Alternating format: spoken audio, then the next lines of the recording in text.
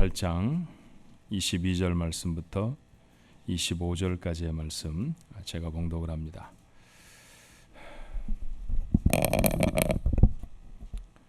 하루는 제자들과 함께 배에 오르사 그들에게 이르시되 호수 저편으로 건너가자 하시매 이에 떠나 행선할 때 예수께서 잠이 드셨더니 마침 광풍이 호수로 내리치매 배에 물이 가득하게 되어 위태한지라. 제자들이 나와 깨워 이르되 주여 주여 우리가 죽겠나이다 한데 예수께서 잠을 깨사 바람과 물결을 꾸짖으시니 이에 그쳐 잔잔하여지더라. 제자들에게 이르시되 너희 믿음이 어디 있느냐 하시니 그들이 두려워하고 놀랍게 여겨 서로 말하되 그가 누구이기에 바람과 물을 명하매 순종하는가 하더라. 아멘. 안개비가 좀 이렇게 내리는 날입니다. 오시는데 여러분 어려움이 없으셨어요? 자, 한번 같이 인사하시면 좋겠습니다. 평안하셨습니까? 잘 지내시죠? 옆에 분들하고 같이 한번 인사하십시다.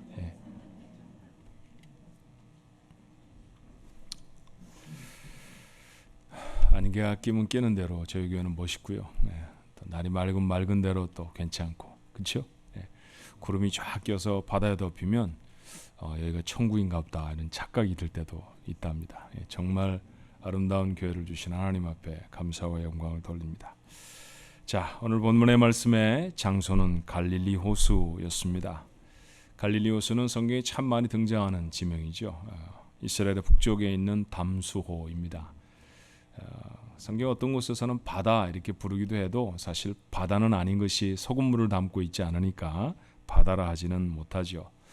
남북으로는 약 13마일쯤 되고요. 그 다음에 동서로는 약 7마일쯤 됩니다. 둘레를 뺑 돌면 한 33마일, 35마일 정도면 돌아갈 수 있어요. 그러니까 대충 생각을 해보면 우리 곁에 있는 베이 생각해 보면요. 폭은 베이보다 조금 넓고 그 다음에 길이는 베이의 3분의 1 정도라고 생각하시면 아마 거의 갈릴리 호수의 크기하고 비슷하지 않을까 싶습니다. 안 가보셔도 되겠죠 이제. 그렇죠? 이스라엘 백성에게는 굉장히 소중한 물을 대량으로 담고 있고 또 주변에는 마을들이 형성되어 있었는데 이곳의 사람들은 모두 다 이 갈릴리 호수의 물고기를 잡아서 생활을 합니다. 무엇보다 우리에게 중요한 것은 이곳이 예수님의 활동하신 중심지였다라는 것이죠. 그날도 제자들과 함께 배를 타고 예수님은 이 호수를 건너고 계셨어요. 고단한 일정을 소화하셨던 것 같습니다. 그래서 주무셨어요. 갑작스러운 풍랑이 닥쳐옵니다. 기껏해야 한 40피트 정도밖에 되지 않는 작은 배는 금방 물결에 휩쓸리게 됐죠. 노르는 어부들이 반 이상 예수님의 제자들이었습니다마는 그 제자들도 어찌할 수 없는 그런 풍랑이었습니다. 그래서 죽을지도 모른다는 생각이 들었다고 해요. 주님을 흔들어 깨우기까지. 그런데 주님은 주무시고 계셨습니다.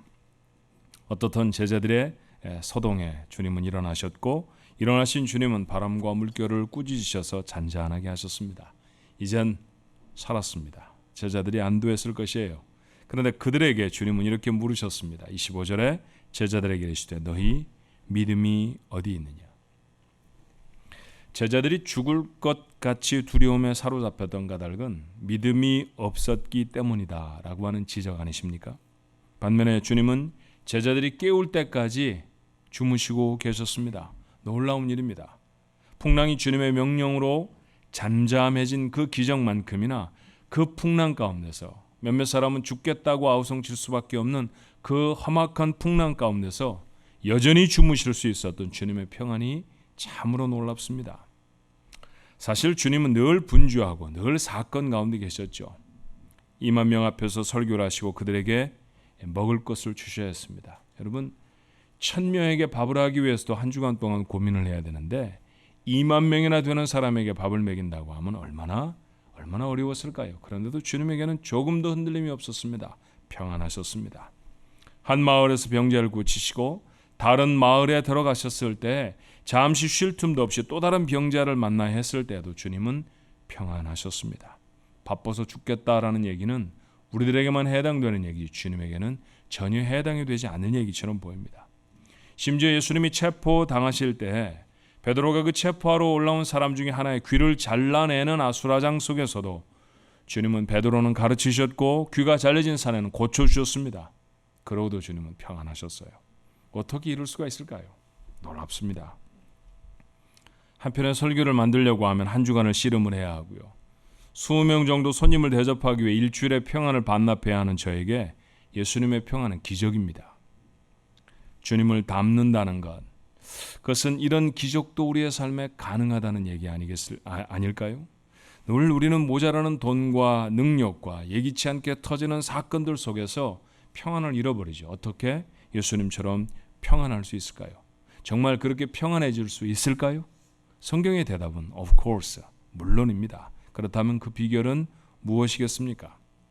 여러분, 잠잠히 한번 이 말씀을 찬찬히 생각해 보도록 하십시다. 자, 문제가 생겼습니다. 그런데 해결 방법이 있습니다. 그러면 불안합니까? 불안하지 않습니까? 불안하지 않습니다. 평안할 수 있습니다. 예컨대 이런 얘기죠. 배가 고픕니다. 그런데 빵이 있습니다. 빵을 살 돈이 있습니다. 이러면 하나도 불안하지 않습니다. 슬프지 않습니다. 거꾸로 얘기해 보면 어때요? 배가 고픕니다. 근데 빵이 하나도 없습니다. 빵을 살 돈도 없습니다. 이러면 어떨까요? 그 배가 고픔으로 당장 죽는 건 아니지만 엄청 슬퍼질 것 같아요. 그죠? 평안을 잃어버릴 것 같습니다. 이대로 살아야 하나 별의별 생각이 다 들 수 있어요.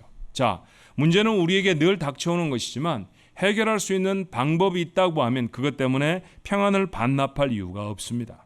우리가 평안을 잃어버리는 까닭이 무엇일까요? 해결해야 할 방법이 없기 때문이죠. 자, 돈을 지불해야 되는데 잔고가 없습니다. 뭔가를 해야 하는데 감당할 건강이 없습니다. 아이의 마음을, 아내의 마음을 돌릴 방법이 없습니다. 그래서 불안합니다. 화가 나죠. 평안을 누리지 못합니다. 하지만 오늘 본문의 말씀을 보면 해결의 방법이 보여요. 모든 문제에 적용이 가능합니다. 한 가지의 문제에도 예외 없이 우리가 안고 사는 모든 문제에 다 적용이 될 수 있는 어쩌면 마스터 키와 같은 방법입니다. 그리고 그 효과란 대단히 강력한 것이어서 해결하지 못할 문제가 없습니다. 뭘까요? 함께 하시는 주님을 신뢰하는 것입니다. 이것이 첫 번째입니다. 이것이 가장 크고 가장 분명한 평안을 얻기 위한 방법이라는 사실을 본문을 통해 주님은 우리에게 말씀하세요. 자, 본문의 제자들이 평안을 잃어버린 까닭이 뭘까요? 풍랑 때문이었습니다. 그런데 그들은 그 풍랑에 자신의 생명을 내려놓지 않았습니다. 살아났죠. 평안을 찾았습니다. 가장 중요한 이유가 무엇이었습니까? 배를 운전을 잘하는 사람이 있었기 때문일까요? 갑자기 운이 좋게도 풍랑이 잦아들었기 때문입니까? 아닙니다. 주님이 그 배에 함께 계셨기 때문입니다. 이것이 문제를 해결할 수 있는 가장 중요한 비결이죠. 우리는 성경에서 이런 약속의 말씀을 여러 번 읽었었습니다. 이사야 43장 2절과 같은 말씀이죠. 내가 물 가운데로 지날 때 내가 함께 할 것이라. 강을 건널 때 물이 너를 침몰하지 못할 것이며 내가 불 가운데로 지날 때 타지도 아니할 것이요 불꽃이 너를 사르지도 못하리니. 대단한 말씀입니다. 어떤 문제, 어떤 상황 속에서도 함께 하시겠다는 것이죠. 정말 그럴까요? 예, 그랬습니다. 이 말씀은 실제로 이루어졌었죠. 사드락과 메삭과 아벳느고라고 하는 발음하기 쉽지 않은 사람들의 이름을 우리는 잘 압니다. 그 사람들은 바벨론의 포로로 잡혀갔던 다니엘의 친구들이었어요. 멸망한 유다의 청년들이었죠.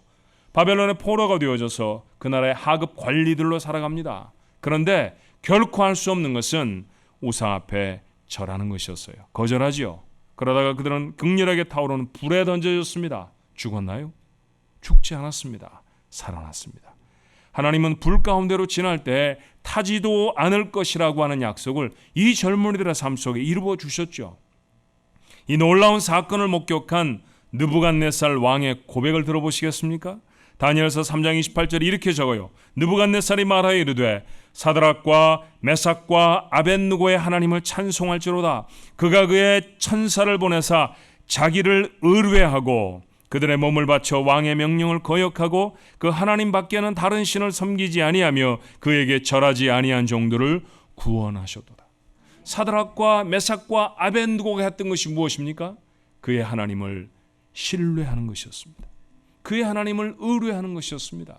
그것이 불 가운데 던져졌던 그 젊은이들에게 여전히 평안할 수 있었던 비결이었죠.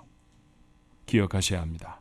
함께 하시는 하나님의 도우심을 경험할 수 있는 사람은 하나님의 함께 하심을 신뢰하는 사람입니다. 이사야 26장 3절은 말해요.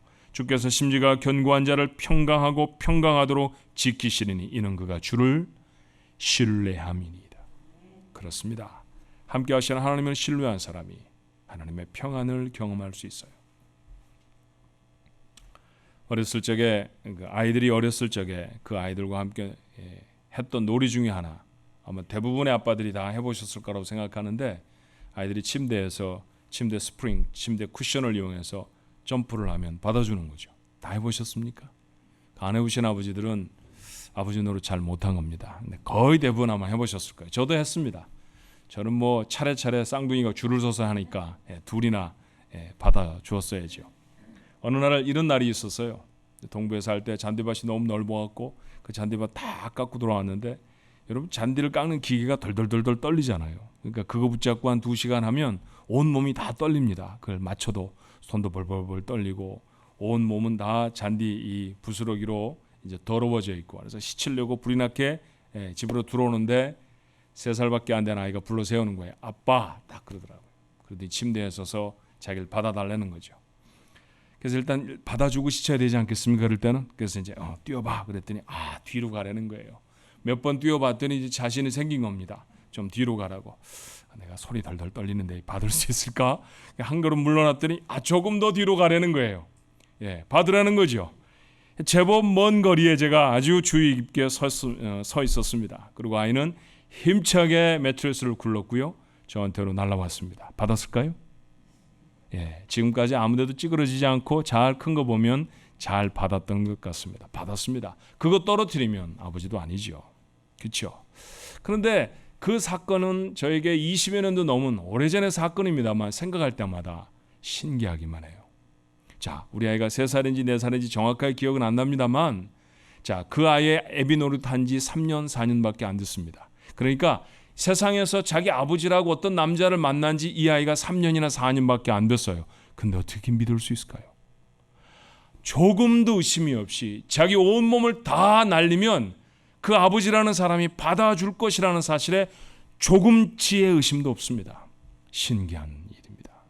그러고 보니까 교인들도 너무너무 신기한 거예요. 야, 그렇게 수십 년을 하나님을 믿어오면서 어떻게 그렇게 못 믿나? 원할 때마다, 필요할 때마다 채우셨던 하나님, 여러분은 얼마나 많이 경험하셨어요. 그런데 4살박이 아이처럼 온몸을 던져 날아오르지 못합니다. 의심이 많죠. 도와주실까? 전에는 그러셨는데 지금도 하실 수 있을까? 병자를 고치셨던 주님이 과연 풍랑도 어찌 하실 수 있을까? 어쩌면 배에 타고 있었던 제자들의 의심이었는지 몰라요. 믿음이 어디에 있느냐? 그렇죠? 함께 주님이 계시다는 사실도, 함께 하신 그 주님을 신뢰하지도 못했던 제자들의 모습, 혹시 우리의 모습은 아니겠습니까? 아이의 신뢰가, 아버지를 향한 그 신뢰가 만약 우리에게 있다고 하면 아무리 대단한 풍랑이 쳐도 평안할 수 있을 줄로 믿습니다. 두려움에 떨던 제자들이 주님께 도움을 요청하죠. 오늘 본문 24절에 제자들이 나와 깨워 이르되 주여 주여 우리가 죽겠나이다. 자, 가장 고전적인 말로 표현해 보면 예수님께 구했다는 것입니다. 기도했다는 것이죠. 그러자 주님은 어떻게 하셨습니까? 같은 사건을 마태가 이렇게 생생하게 전해요. 마태복음 8장 26절에 예수께서 이르시되 어찌하여 무서워하느냐 믿음이 적은 자들아 하시고 곧 일어나사 바람과 바다를 꾸짖으시니 아주 잔잔하게 되어져 버렸습니다. 곧 일어나셨습니다. 그래요. 평안을 잃어버린 자네들이 아버지께 기도하면 아버지는 지체하지 않으십니다. 그렇죠? 곧 일어나십니다. 그 아버지가 함께 하신다는 사실, 그 하나님이 함께 하신다는 사실을 신뢰하고 그분께 요청하는 자들, 그들의 음성을 주님은 절대로 거절하지 않으세요. 살아가면서 수없이 평안을 잃어버린 위기를 지났던 바울은 이렇게 확신합니다. 빌립보 4장 6절로 7절의 말씀입니다. 아무것도 염려하지 말고, 이런 택도 없는 소리가 있습니까? 어떻게 아무것도 염려하지 않을 수가 있나요? 오직 모든 일에 기도와 간구로 너희 구할 것을 감사함으로 하나님께 아뢰라. 이게 키라는 거죠.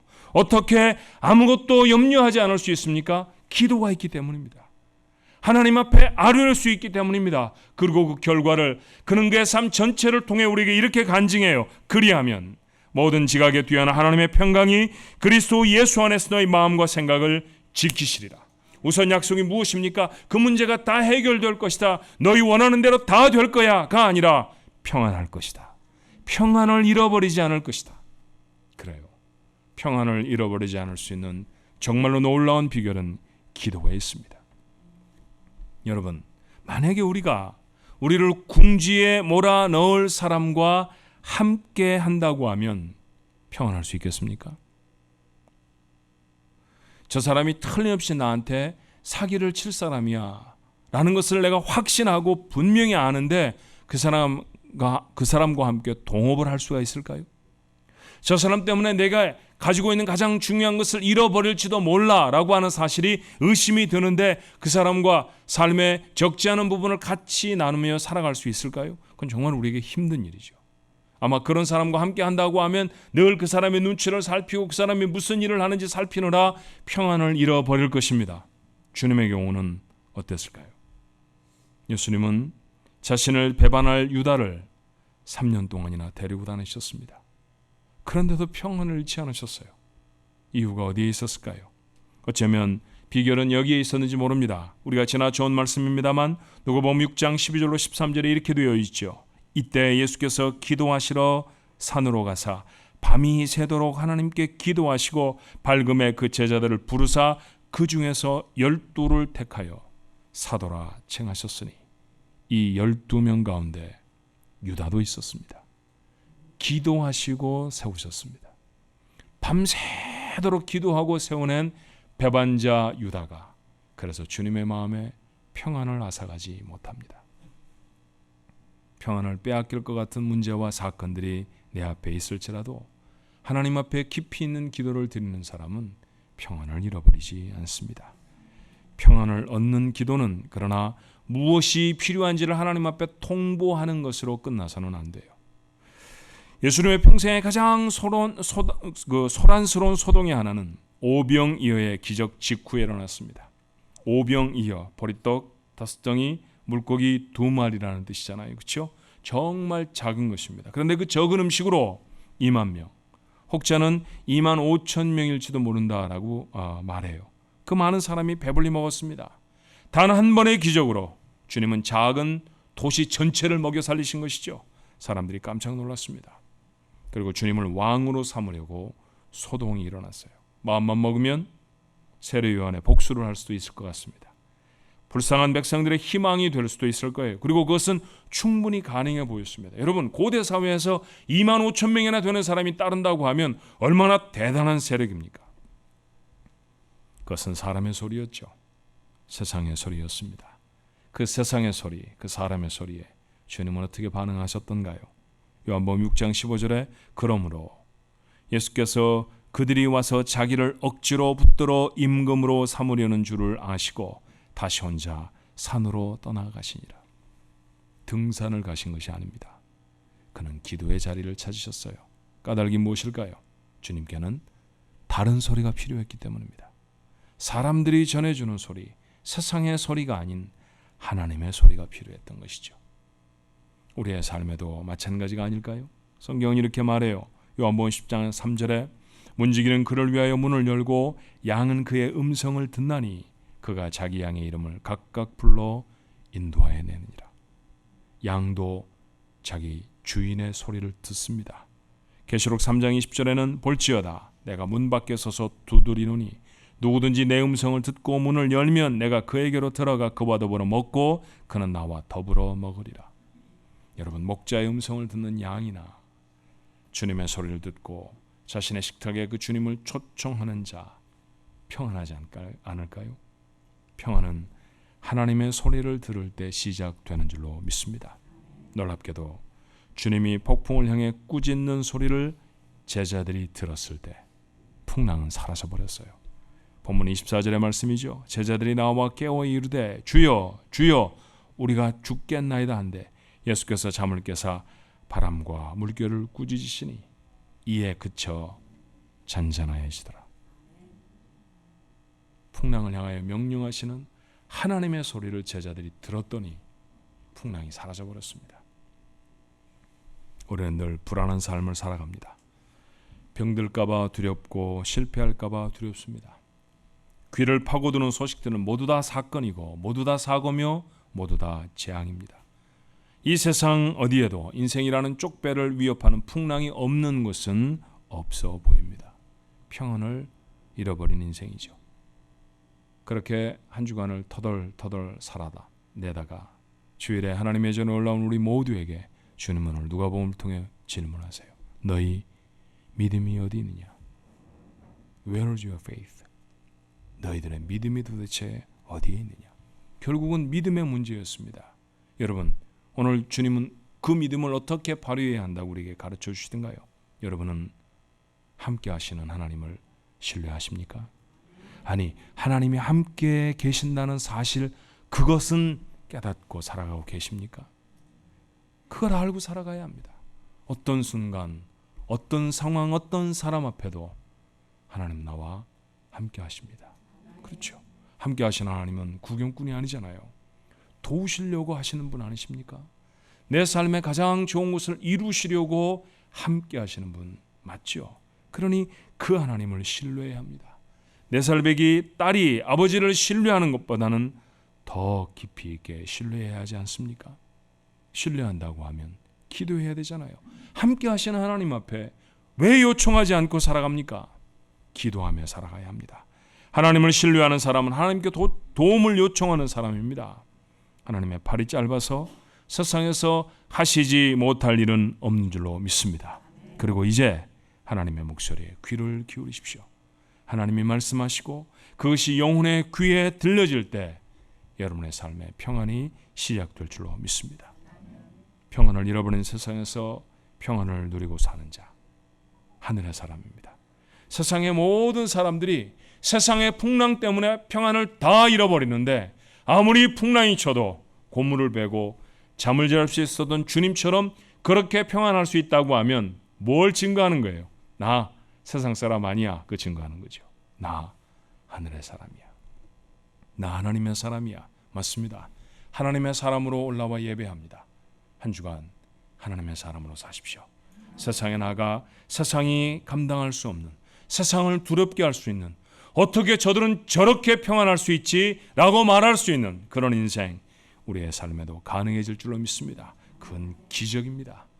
한 주간 이 기적을 삶으로 누리는 우리 가족 모두가 되시기를 주님의 이름으로 축원합니다.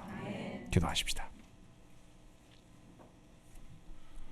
사는 시간이 더해지면 더해질수록 잃어버린 평안의 양들만 많아집니다. 도무지 평안하지 못하게 살았습니다. 걱정거리가 엄습을 합니다. 밤에 잠을 이룰 수가 없습니다. 살아서 일하면서도 깨어있는 것 같지 아니하였고 몽롱하기만 합니다. 우리는 정말 복되게 살은 것일까요? 분명히 복으로 부르셨는데 복을 잃어버립니다. 그 가장 밑바닥에 평안을 잃어버렸기 때문이라는 사실을 우리가 오늘 말씀을 통해 깨닫습니다. 어떻게 하면 회복할 수 있을까요? 어떻게 하면 제자들은 죽겠다고 아우성을 치는데 주님은 주무실 수 있었을까요? 오늘 그 비결이 저희들에게 믿음 때문이라고 주님은 선언하십니다. 믿음을 갖게 하여 주옵소서. 우리의 믿음이 어디에 있느냐라고 질문하시는 게 아니라 너희들의 믿음이 크도다라고 말씀하시는 그런 믿음의 사람들이 되게 해 주옵소서. 하나님 우리와 함께 계시다는 사실을 믿게 해 주옵소서. 그리고 그 하나님을 신뢰하게 하여 주옵소서. 신뢰하는 하나님 앞에 우리의 문제를 구하지 않을 수 없습니다. 구하게 하옵소서. 깊이 있는 기도가 우리의 심령에서 우러나올 수 있게 도와 주시옵소서. 기도할 때 평안을 얻을 수 있다는 사실을 오늘 하나님의 말씀으로부터 우리가 깨달았사오니 기도로 말미암아 자신에게 주어진 모든 삶의 평안을 이루게 하여 주옵소서. 뿐만 아니라 내게 필요한 것들만 하나님 앞에 구하는 것이 아니오라. 하나님이 저희들에게 하시는 말씀을 듣게 해 주옵소서. 하나님의 음성이 들려질 때 그때 풍랑이 멈춰질 줄로 믿습니다. 그렇게 풍랑을 이겨내는 자들 되게 하옵소서. 우리 가족들이 맞닥뜨려져 있는 문제와 어려움들이 얼마나 많습니까? 살아내기가 어렵고 관계를 유지하기가 어렵고 우리의 건강을, 우리의 가정을, 우리의 기업을, 우리의 삶을 꾸려나가기가 정말로 고달픕니다. 하나님 이와 같이 어려운 자리에 믿음을 소유하여서 세상은 모두가 다 평안을 잃어버린 모습으로 살아갈지라도 평안하게 살아갈 수 있는 세상과 다른 하늘의 사람들의 모습이 이번 한 주간에 저희들의 모습이 되어주도록 축복하옵소서. 예수님 이름으로 간절히 기도하옵나이다. 아멘.